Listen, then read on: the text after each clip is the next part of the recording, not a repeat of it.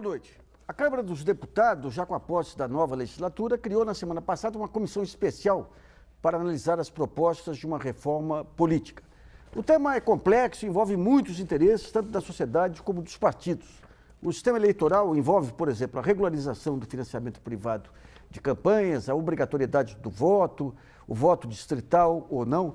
Para debater a reforma política, o Brasilianos.org convidou o deputado federal Mendes Tame, do PSDB de São Paulo, o ex-deputado, nomeado secretário da Comissão Especial de Mobilização para a Reforma Política da OAB Nacional, Aldo Arantes, o cientista político da Unicamp, Wagner de Melo Romão, e no Rio, o cientista político da Universidade Estadual do Rio de Janeiro, Fabiano Santos.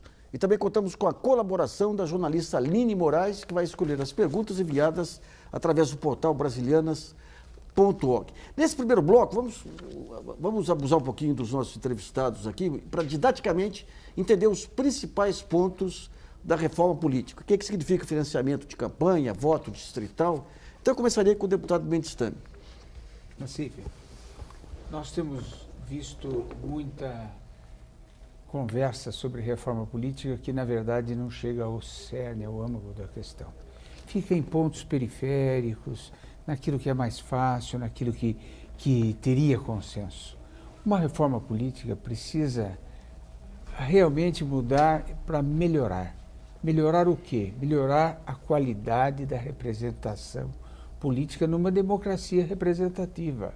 E para isso eu preciso mudar, melhorar o método de escolha dos deputados, porque a Câmara é o celeiro onde vão buscar os secretários de Estado, os ministros, os candidatos às prefeituras das capitais, os governadores, até presidente da República, muitas vezes passa por lá. O que acontece hoje?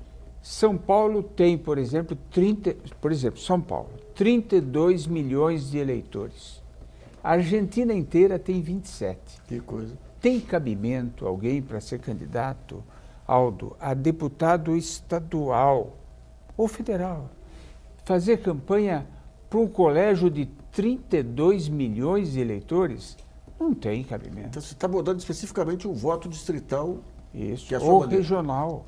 Pelo menos poder dividir o estado de São Paulo para que ele tenha 8, cada região eleja 8, como os estados menores que elegem 8. Então, São Paulo possa se subdividir em 7, 8, 10 regiões. E por essa proposta, quem que selecionaria os candidatos? Dentro de cada região poderia ser uma votação como é hoje, mesmo proporcional. O povo votaria naquele dos partidos, os partidos, pela sua votação, iriam escolher mais ou menos candidatos, mais ou menos. Mas dentro dos partidos, quem que selecionaria os candidatos para cada região?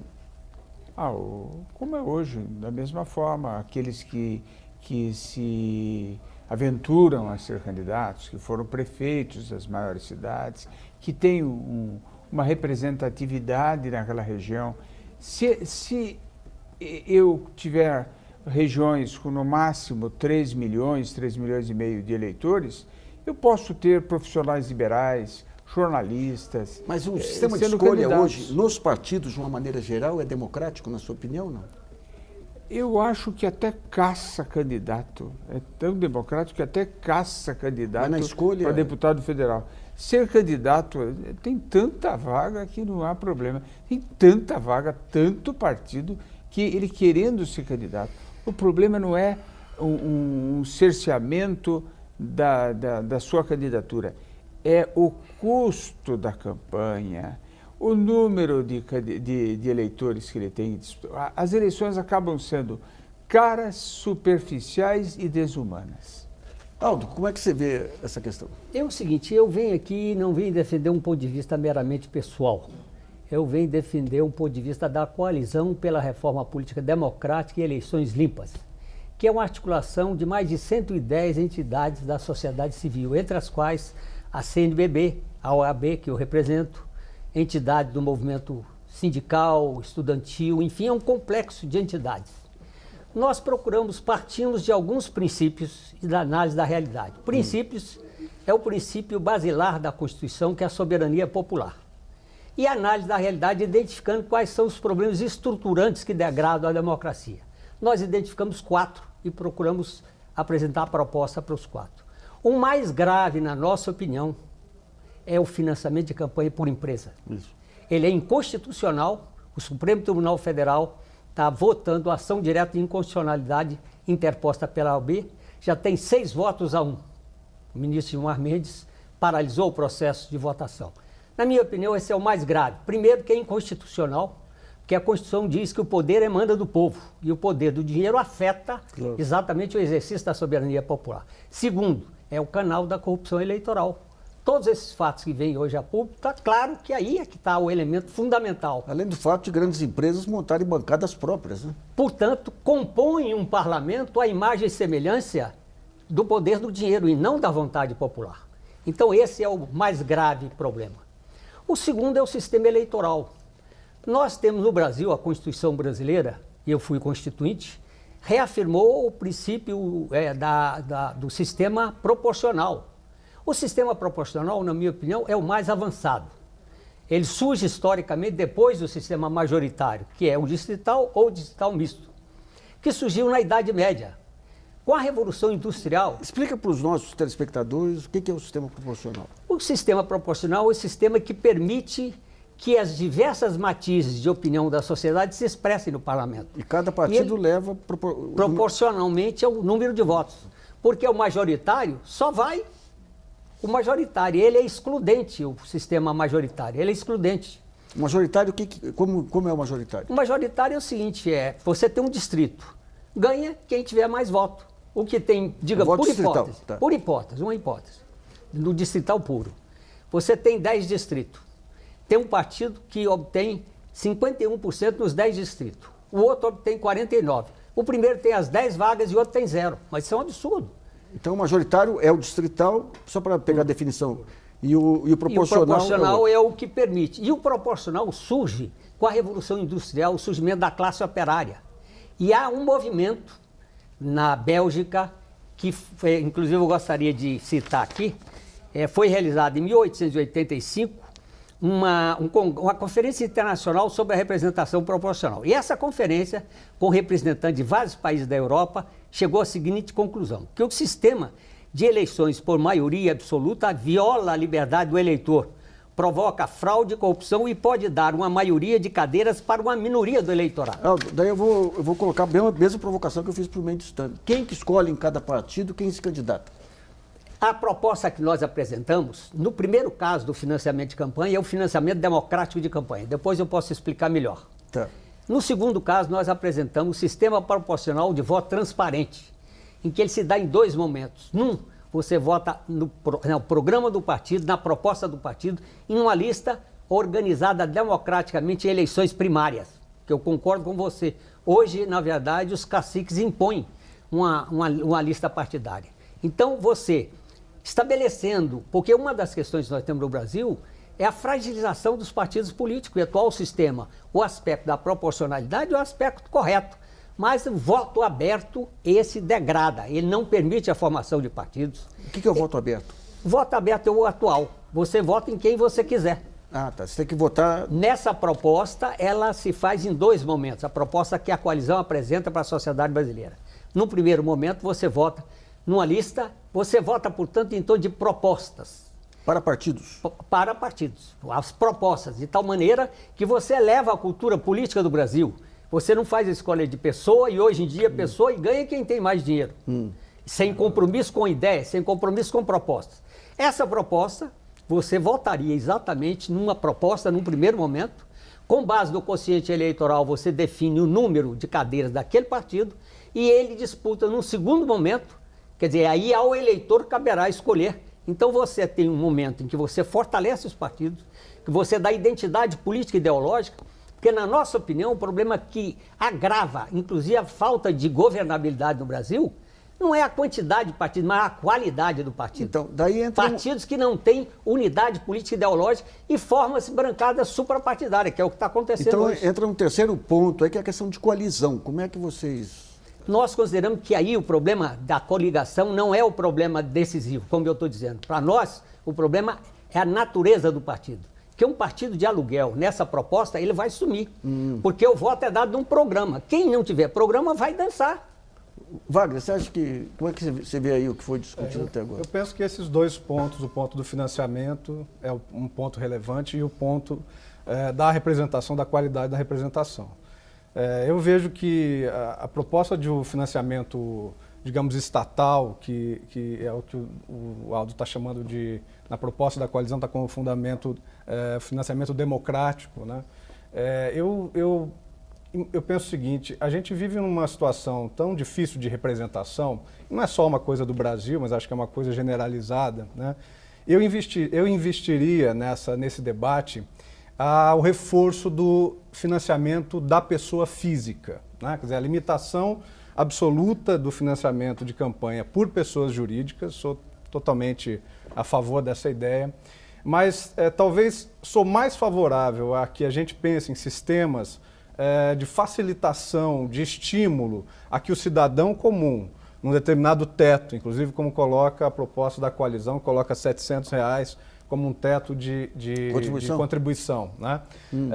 Com algum teto, eu estimularia esse tipo de financiamento. Acho que é necessário uma relação mais próxima do eleitor com o seu representante, e em parte isso pode se dar pela forma do financiamento. Em relação a essa questão de fortalecimento dos partidos, quer dizer, a coligação, como é que você vê? Eu sou totalmente contrário à coligação no legislativo.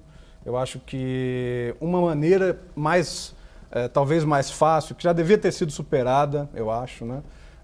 É o fim das coligações nas eleições proporcionais, ou seja, nas eleições para deputado e para vereadores, né? As coligações hoje elas acabam funcionando apenas para o ajuntamento do tempo de televisão, que esse é um outro problema sério que nós devemos lidar, né? E eu penso que as coligações para os cargos do executivo, né, elas, a princípio, no meu modelo ideal, continuariam a ocorrer, mas descoladas da divisão de tempo por televisão. Eu acho que isso é muito complicado. Posso esclarecer duas questões pequenas? Primeiro, que a proposta da coalizão de financiamento democrático implica no financiamento público com o financiamento de pessoa física limitado, posso explicar. E outra questão é que, na verdade, a nossa proposta implica na possibilidade de uma coligação tendo identidade política e ideológica que proíbe a utilização do tempo de televisão. Ou seja, a coligação... Ela se dá depois da eleição? Não, ela se dá no processo eleitoral, mas proíbe a utilização do tempo de televisão. Desvincula coligação que se faça tem que ser por identidade política e ideológica, e não essa confusão que tem hoje. Porque, na nossa opinião, a questão fundamental é a qualidade do partido e a qualidade da coalizão, que é essa proposta. E eu pediria, inclusive, que as pessoas, como é uma proposta nova, que é uma proposta apresentada pela sociedade civil, quer dizer, por mais de 100 entidades, eu pediria aos debatedores que opinassem sobre essa proposta, que é algo novo que a sociedade civil apresenta ao povo brasileiro. Bom, eu vou para o Rio. Fabiano, a gente já colocou aqui alguns pontos centrais. A proposta que o Aldo está apresentando, você chegou a ler? Tem opinião sobre ela? Não, sim, eu já examinei, já li em diversas oportunidades, tenho acompanhado, sim. Eu acho que ela tem alguns méritos importantes. Agora, minha preocupação, Nassif, é um pouco diferente dessa, sobre pontos específicos da reforma. Eu acho que está acontecendo na Câmara um período aí de desajuste, não é? Porque a agenda que foi colocada pelo presidente Eduardo Cunha e que está sendo tocada na Comissão Especial de Reforma Política nada tem a ver com a agenda da reforma política que vinha sendo debatida, inclusive pelas entidades da sociedade civil, como a AB e CNBB. Essas entidades, como o Aldo Arantes tem mostrado, elas vêm defendendo a manutenção do sistema proporcional, algumas restrições no modo pelo qual as campanhas são financiadas e uma tentativa de aperfeiçoar o modo pelo qual os parlamentares são eleitos. A proposta nada tem a ver com o que está sendo discutido na comissão especial. Eu acho que isso precisa ser debatido na sociedade brasileira, né? A comissão especial está sendo informada pelo relatório Vacareza, que é um relatório frontalmente contrário àquele sobre o qual a Câmara vinha debatendo em consenso, por exemplo, entre Henrique Fontana e o Ronaldo Caiado. parlamentares de espectros ideológicos bem díspares, mas que vinham concordando sobre alguns princípios importantes, tal como um mecanismo de lista que pudesse ser mais organizado pelos partidos, manutenção do sistema proporcional, alguma forma de restrição de financiamentos, ou seja, o espírito era manter o sistema como ele está e fazendo aperfeiçoamentos, ajustes que pudessem conter alguns desajustes, alguns desequilíbrios do sistema atual, como, por exemplo, coligações e outras coisas.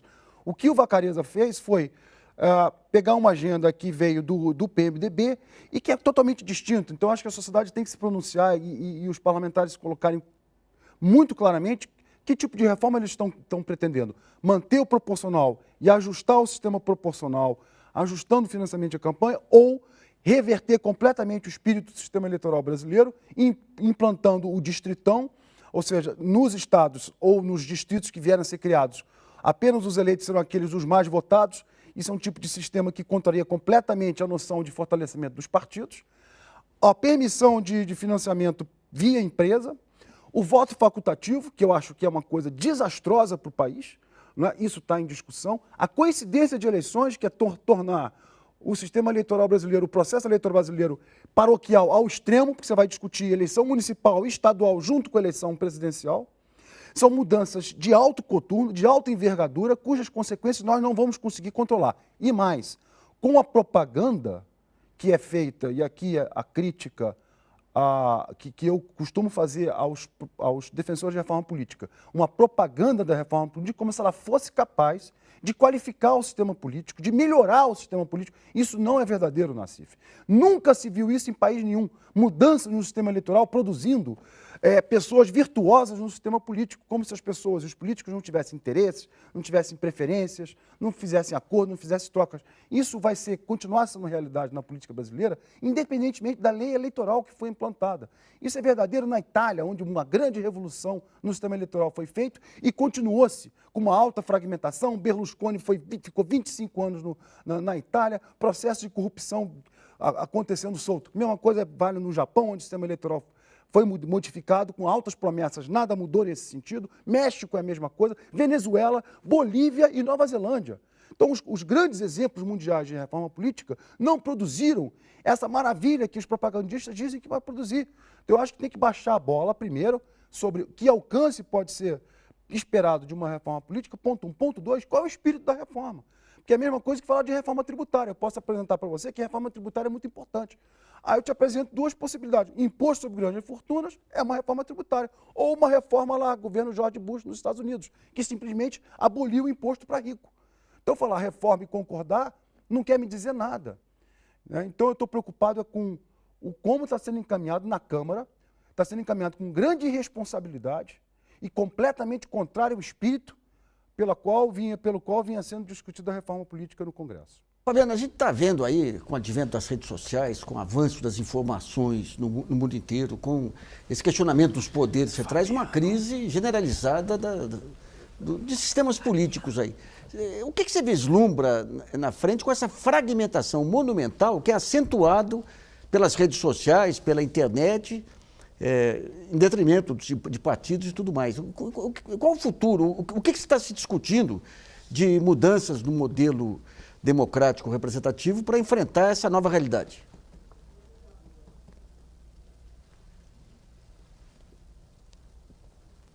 Também gostaria de uma água. Não ouviu? Alô, Fábio? Fabiano, tá ouvindo ou não? Minha pergunta eu não sabia. É? Não, a questão que eu coloquei é o seguinte: a gente está vendo com o advento da internet, das redes sociais, com a fragmentação trazida por essas redes, que cada grupo se junta em torno de ideias específicas, de que maneira que o modelo tradicional de democracia, com os partidos políticos, com os sistemas eleitorais, pode sobreviver dentro desse terremoto de informação e de organização pulverizada que está vindo com as redes sociais? Eu acho que os partidos eles vão se ajustar, têm se adaptado ao longo da história, diversas modificações têm ocorrido no sistema de comunicação, seja em relação à rapidez da comunicação, à qualidade, ao conteúdo, mas O partido ele é uma instituição, né, responsável pela agregação de interesses, preferências, pela organização do processo eleitoral, pela discussão de uma agenda Ou seja, a pulverização e a fragmentação das informações e das opiniões, ela torna ainda mais relevante o papel do partido político, Nassif. Ao contrário, geralmente se diz, não, essa fragmentação, essa pulverização está levando a uma obsolescência dos partidos. Não, na democracia os partidos se tornam ainda mais relevantes por conta dessa fragmentação. Né? Ainda mais importante se torna essa operação de agregar opiniões, agregar preferências e a formulação de uma agenda, de grandes agendas, de grandes plataformas de atuação governamental. Eu acho que os partidos podem se adaptar, não há problema nenhum. Tem que ter formulação, tem que ter estratégia. Vamos a uma pergunta selecionada pela jornalista Aline Moraes. Lembrando que o programa é ao vivo e você ainda pode enviar sua pergunta pelo portal brasilianas.org. Aline. A pergunta é da Vivian Medeiros, ela é de Belo Horizonte e ela quer saber da forma como a reforma está sendo conduzida, se existem pontos dela que podem acabar piorando o sistema político brasileiro, né? Pegando a carona do que o Fabiano dizendo, então para vocês... Então, deputado, quais os riscos que o senhor está vendo aí nessa reforma que está sendo encaminhada na Câmara? Risco sempre existe. Imagine que quem vai mudar, quem vai votar, não são aqueles que foram eleitos privilegiados, favorecidos pelas próprias distorções atuais. Muitas vezes, aqueles que foram eleitos não têm grande estímulo para acabar com as distorções que os beneficiaram. Então, o risco existe. Mas há alguns pontos que nós consideramos e que as três colocações foram feitas pelo Fabiano, pelo Aldo e pelo Wagner são muito relevantes. Primeiro, é que o sistema proporcional é aquele que tem dado melhor resultado porque ele acolhe as minorias. A proposta que eu considero mais factível é aquela que faz uma mudança factível. Como? Grandes estados poderão dividir-se em regiões. Por exemplo, o estado de São Paulo tem 70 deputados federais. Por que não 7 regiões de 10 deputados? Ou 10 regiões de 7. Ou seja, mantém a proporcionalidade nas regiões. Igualzinho, então ele vai funcionar como funciona o Alagoas, como funciona Sergipe, vai funcionar da mesma forma. Só que aqueles que conseguiram ser eleitos fazendo um pouquinho de votos em cada um dos 645 municípios, não poderão mais fazê-los. Porque hoje, o que nós estamos assistindo? Isso que o Aldo falou, o poder do dinheiro, o poder das igrejas, das organizações, dos sindicatos, ou um comunicador de televisão. Mas, deputado, quando a gente pega... O poder do dinheiro é deletério. Mas quando a gente pega historicamente, a gente tem aquele tipo de deputado, prefeito ou vereador específico da região, e nós tínhamos aqueles deputados de alcance estadual que eram os programáticos. Com essa proposta, os programáticos não vão ser alijados? Desaparece. O que você acha? Estarão na sua região. Por exemplo, um candidato verde, do Partido Verde, naquela região, se ele tem na sua região um bom desempenho, ele poderá ser eleito. Mas a força dele é o verde do estado são todo. 10 como vagas ele é minoria, na região. Viu, deputado Mendes Canto? Como ele é minoria, o verde é minoria, certamente quem defende a reforma agrária é minoria, certamente quem defende os direitos da mulher é minoria, defende a juventude. Então, a maioria, sobretudo nesse caso, agrava as elites locais, sobretudo dos grandes proprietários de terra. Isso aí agrava, na minha opinião, a situação. Eu gostaria de destacar que a proposta da coalizão é um projeto que é o aperfeiçoamento do atual sistema, né? É o aperfeiçoamento. E ele pode ser feito através de um projeto de lei ordinária. O que está tramitando, que eu concordo com a crítica que foi feita, porque, na verdade, ele é um absurdo completo. Enquanto o povo está na rua protestando contra o poder do dinheiro, enquanto o Supremo Tribunal Federal está 6-1, há uma proposta que tenta constitucionalizar, é um absurdo completo. Eu acho que é necessário, no debate, deixar clara a opinião pública. O povo brasileiro sabe o que significa. Então, a nossa coalizão, ela proíbe o financiamento de campanha por empresa, que é no mesmo sentido. E a justificativa da OAB, para fundamentar essa ação que está sendo praticamente acatada pelo Supremo, é que a Constituição brasileira define que o poder emana do povo. Empresa não é povo, portanto não tem o direito político, degrada e altera o sistema democrático. Como membro da OAB, aí, essa questão de pedir vistas aí é uma excrescência, porque quando você pede vista em cima de algo que você está analisando, você pede vista por prazo curto aí.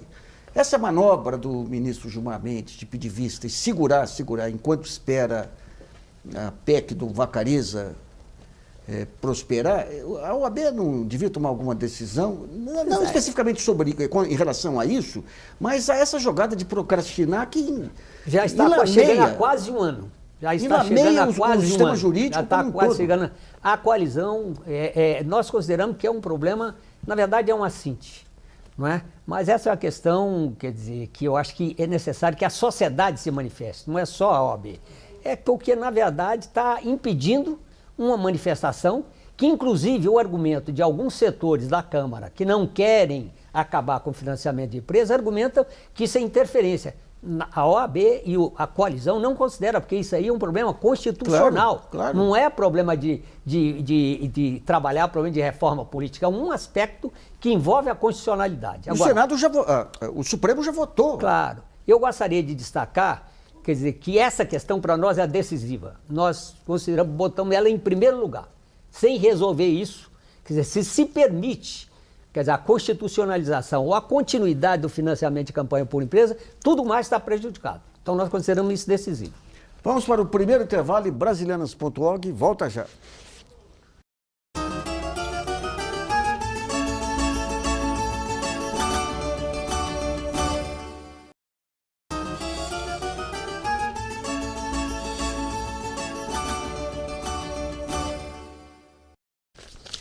Voltamos a apresentar o Brasilianas.org, que discute hoje as condições para uma reforma política. Nesse segundo bloco, vamos falar do jogo de forças dentro do Congresso e analisar se nos próximos anos assistiremos a uma reforma política profunda ou apenas pontual. Eu queria que o Wagner analisasse aí, à luz aí da eleição do Eduardo Cunha, dessa frente que se montou, das bancadas ligadas a grandes grupos, qual a condição e da pressão da sociedade civil aí, através dessa coalizão. Como é que você vê as possibilidades dessa discussão no Congresso? Nassif, acho que o grande ponto aí realmente é o financiamento, né? O financiamento das empresas, o financiamento do cidadão, o financiamento que advenha do orçamento geral da União. E esse é o ponto central, não só por ele ser um elemento da reforma política, mas porque ele também vai, com as decorrências aí da Lava Jato, né? Ela pode reconfigurar esse quadro de forças que eu acho que está numa situação de muita instabilidade, né? Quer dizer, a gente vê um novo presidente da Câmara de Deputados com todo o seu vigor, né, do seu poder que lhe foi conferido aí na última semana, com uma capacidade, inclusive, de subverter, como bem lembrou o Fabiano, já o que vinha sendo discutido sobre reforma política, o que vinha sendo acumulado há tantos anos, né?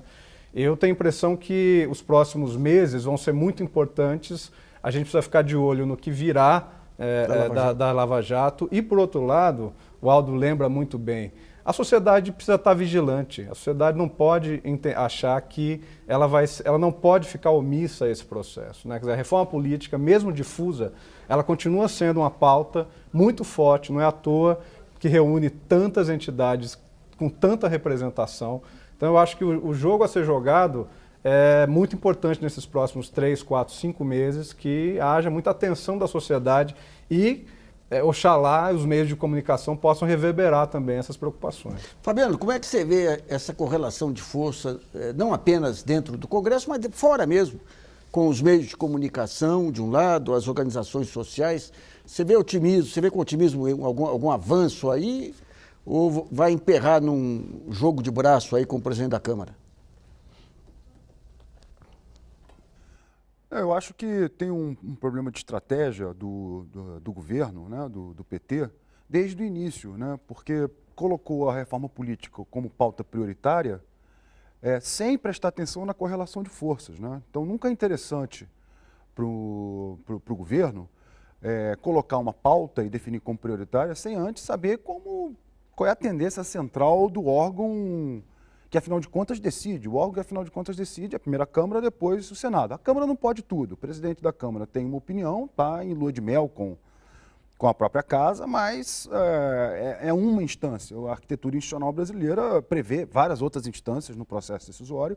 O Executivo pode muita coisa, tem vários instrumentos. O Senado tem uma postura diferente da postura da Câmara, mas, desde logo, e aí a minha opinião não diz respeito apenas ao governo, acho que diz respeito também aos movimentos da sociedade civil. Colocar a agenda política como uma coisa prioritária, sem ter uma noção mais próxima, mais realista da correlação de força daqueles atores que, afinal de contas, tomam a decisão, eu não sei se é a melhor estratégia, né? O caso agora atual da Câmara é evidente, é claro. Abriu-se a caixa. Tem que falar de reforma política. A resposta que o PMDB e Eduardo Cunha davam para o PT na primeira discussão é a seguinte: vocês falam há muitos anos que tem que ter reforma política, agora tem que ter reforma política. Como se a reforma política, por si só, fosse produzir efeitos maravilhosos, quaisquer que fosse seu conteúdo.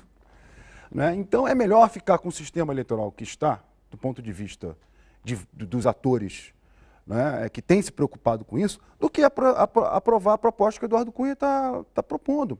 Mesmo o deputado Mendes Tame está colocando, não, sou a favor do sistema proporcional com distritos menores. A respeito disso, eu mesmo escrevi com o meu ex-orientador um trabalho há muitos anos atrás, defendendo a redistritalização do país em distritos menores, e sempre mantendo o proporcional e o fim das coligações. Isso significa um aperfeiçoamento dentro de uma determinada perspectiva. Mas isso é teórico. Né? A reforma política faz parte do jogo político. E o jogo político ele é jogado de acordo com os interesses, as opiniões daqueles que decidem.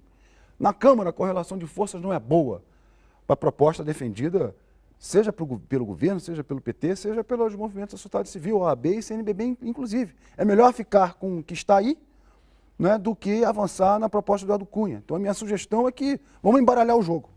Né? Entra no Congresso, embaralha, não deixa votar nada. É melhor do que avançar nisso que está sendo proposto. Você vê riscos aí dessa PEC Vacareza Gilmar Cunha passar? Vejo. Não dúvida. O Fabiano tem toda a razão.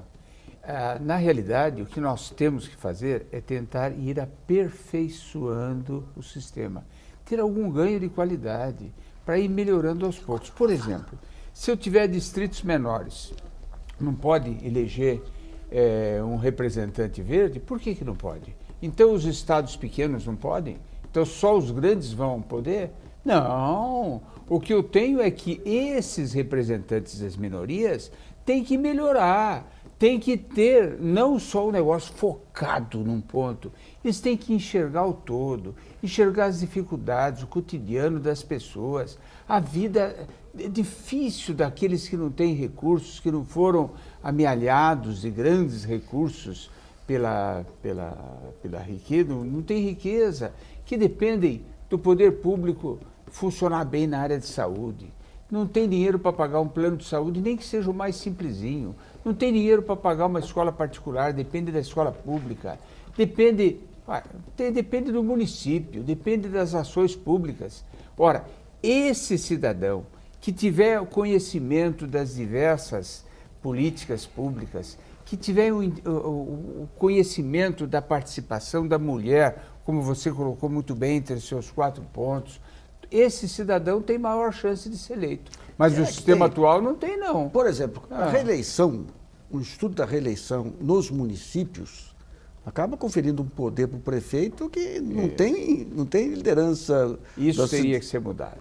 Eu concordo. Votaram alguns pontos na sua... Só termina uns pontos, verdade, depois vamos discutir essa questão. Só o seguinte, a proposta da coalizão, ela envolve 4 pontos. Como eu disse, é o financiamento democrático de campanha, o sistema eleitoral em 2 turnos, primeiro no partido e segundo no candidato, a paridade de gênero na lista, homem ou mulher, eleito através de sistema interno de eleições democráticas, estímulo à participação das minorias e, último, o fortalecimento dos mecanismos de democracia direta, plebiscito, referendo e projeto de iniciativa popular.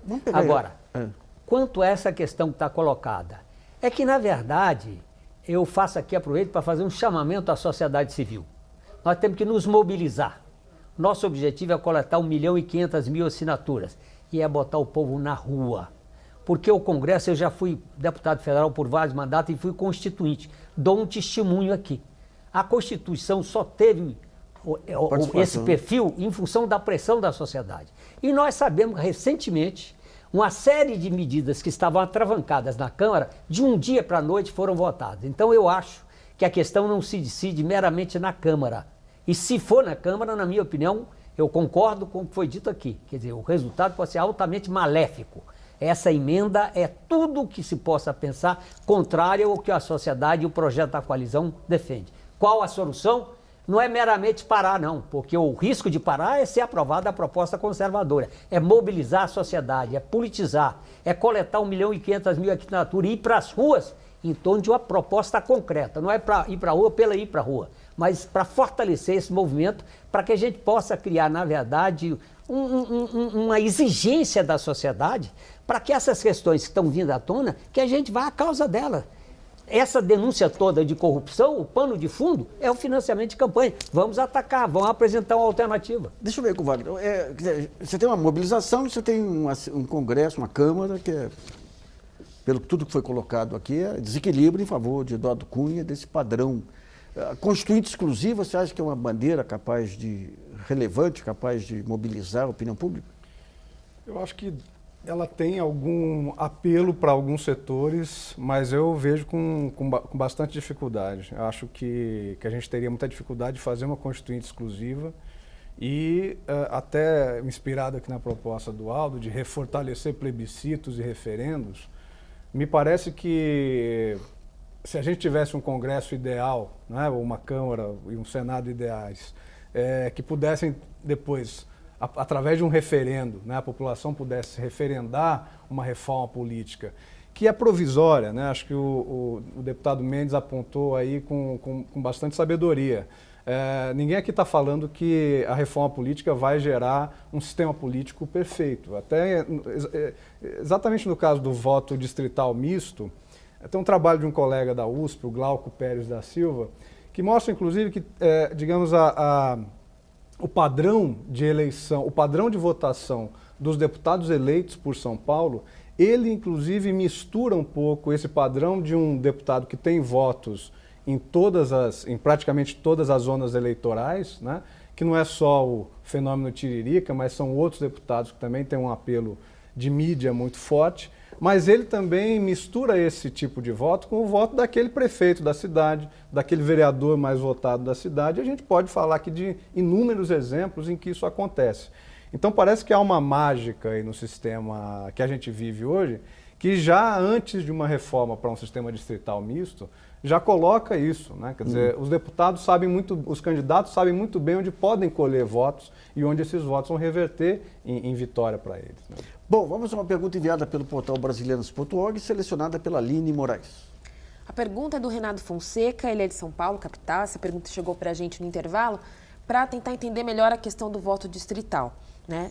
Ele quer saber se essa mudança poderia acabar com a possibilidade de um candidato bastante votado acabar elegendo outros, né? Como aconteceu já no caso Tiririca, no caso do Enéas. Quer saber, é possível essa mudança gerar essa consequência? Os puxadores de voto, eles ajudam a reforçar os partidos da democracia ou atrapalhar? Eu acho que atrapalha. Mas considero que o distrital misto não é a solução. Nossa opinião é contra, seja o distrital misto, seja o distrital puro. Por quê? Explica só o distrital misto e o puro. O distrital misto, a metade dos votos é pelo sistema majoritário e a metade pelo sistema proporcional. Qual é o problema? Que reduz pela metade o voto de opinião, que é o voto que expressa esse sentimento, quer dizer, essa posição do conjunto da sociedade.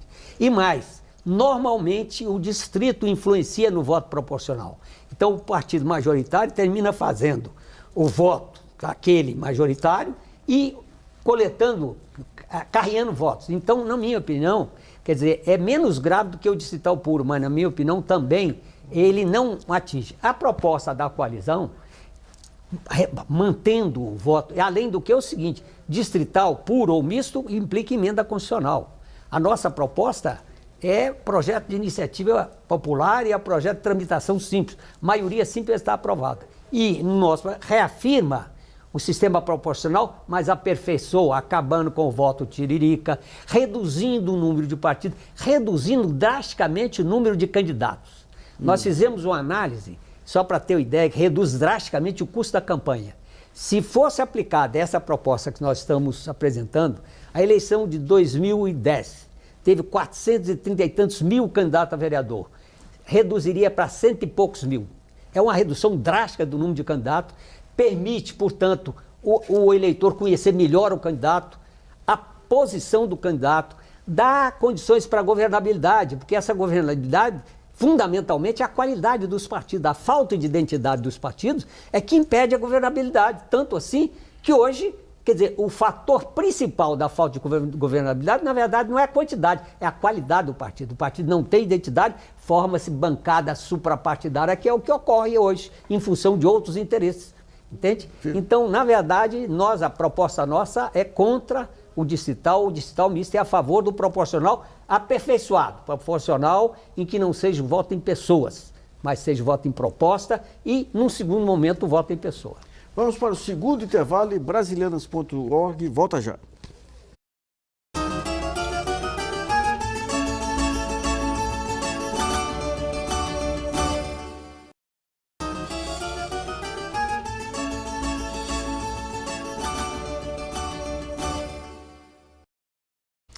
Voltamos a apresentar o programa Brasilianas.org sobre a reforma política. Nesse último bloco, vamos ver como a sociedade aí pode se organizar para acompanhar e participar do processo da reforma política. Eu vou para o Rio com o Fabiano. Fabiano, esse descrédito em relação à política, ao parlamento, tudo é um fator que mobiliza, que pode mobilizar a opinião pública ou pode desanimar?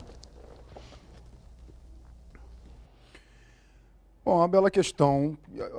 Para o nosso consolo, né? Esse descrédito não é um fenômeno brasileiro, isso ocorre em várias outras partes do mundo. Vamos dar um exemplo, nas eleições americanas legislativas últimas, as pessoas que votaram, o voto lá não é obrigatório, somou 40%, tá, do eleitorado, tá certo? Então a gente tem lá um Congresso que tem poderosíssimo, mas eleito por menos do que 50%, bem significativamente menos do que a maioria da população, né? 40% participando. E, bom, na Europa a gente tem vários casos, né? Em outros lugares do mundo a coisa oscila, às vezes os países estão mais otimistas em relação à democracia, menos otimistas.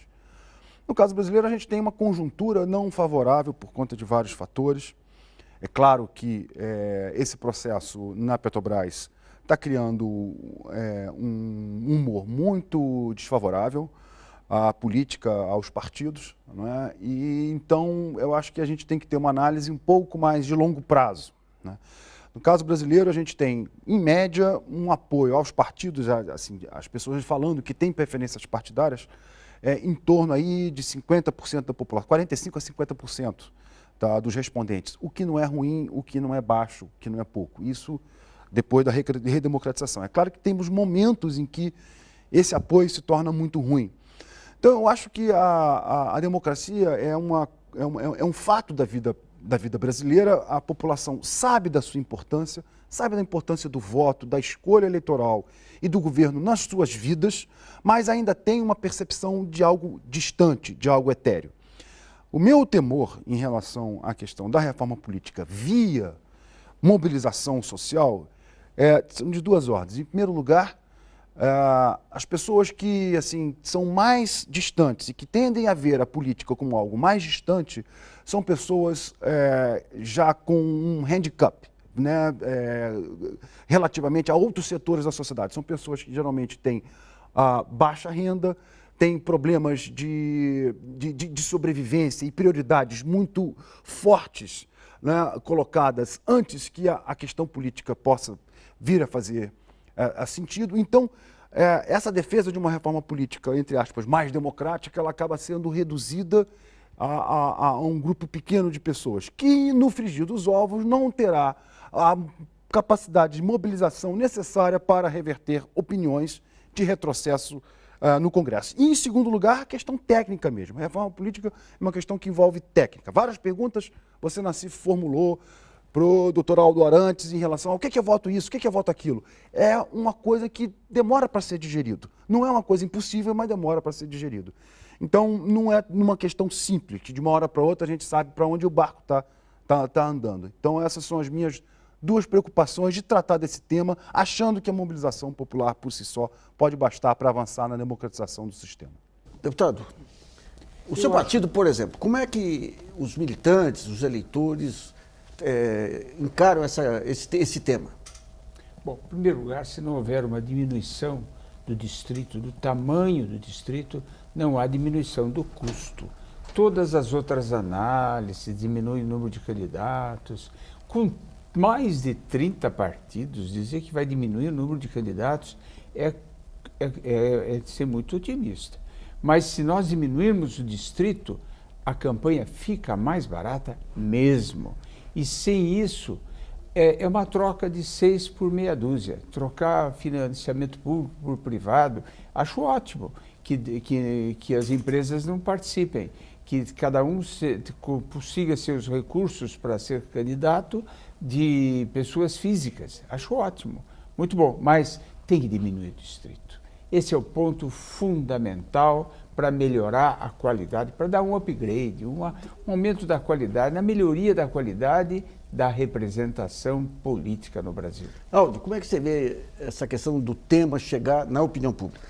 Eu acho o seguinte, primeiro que eu acho que essas ponderações feitas pelo professor têm fundamento. A coisa não é simples, mas na minha opinião não é impossível também. E mais, se não conseguirmos fazer isso, corre o risco aí sim de que essa proposta ela possa eventualmente passar. Então eu não tenho garantia de que nós consigamos isso, mas eu boto exatamente o meu esforço e a coalizão bota exatamente a sua ênfase nessa questão, exatamente para pelo menos impedir que passe uma reforma que seja um retrocesso. E quem sabe, a depender do grau de mobilização, nós conseguimos um avanço. Agora, eu digo, é claro que se você analisa a reforma política no seu todo, ela é complexa, mas qualquer movimento social, ela parte de um elemento concreto. E o elemento que está mobilizando a sociedade é o problema do financiamento de campanha, a corrupção.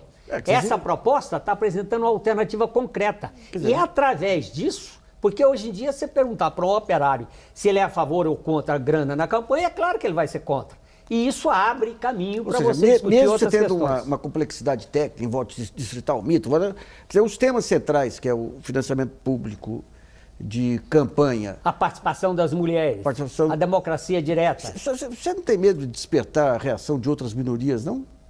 Os negros chegaram e falaram, por que não os negros? Não, mas os negros também têm, é que eu não expliquei aqui. É que tem a paridade de gênero, porque mulher... é maioria, na verdade não é minoria. Daí a paridade de gênero. Ela tem quase 52% da população. E dentre as mulheres, a de raça, de cor.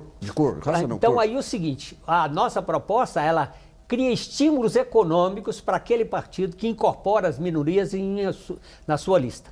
Certo. Então, na verdade, ele teria um estímulo de natureza diferente.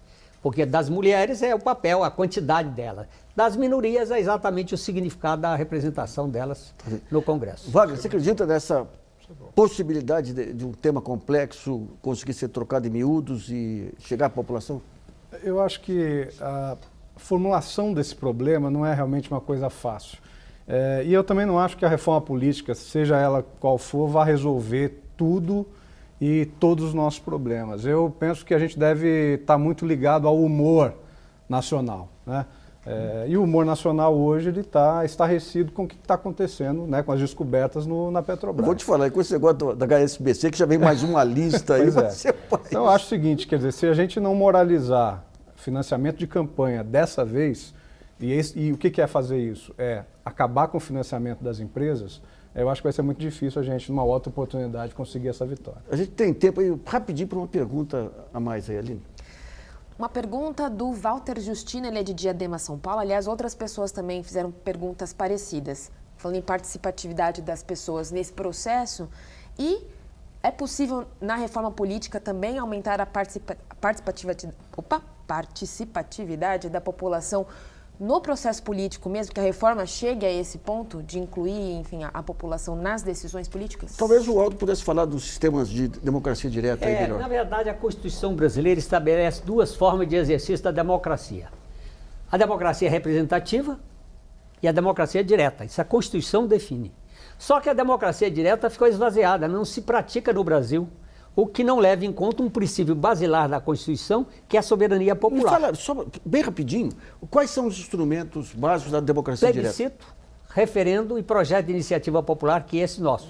Tá. Então, a proposta que nós fazemos é exatamente criar uma norma que obrigue, em casos extremamente importantes, como, por exemplo, um tratado internacional que possa ser lesivo aos interesses do país, que isso seja objeto de um plebiscito ou de um referendo.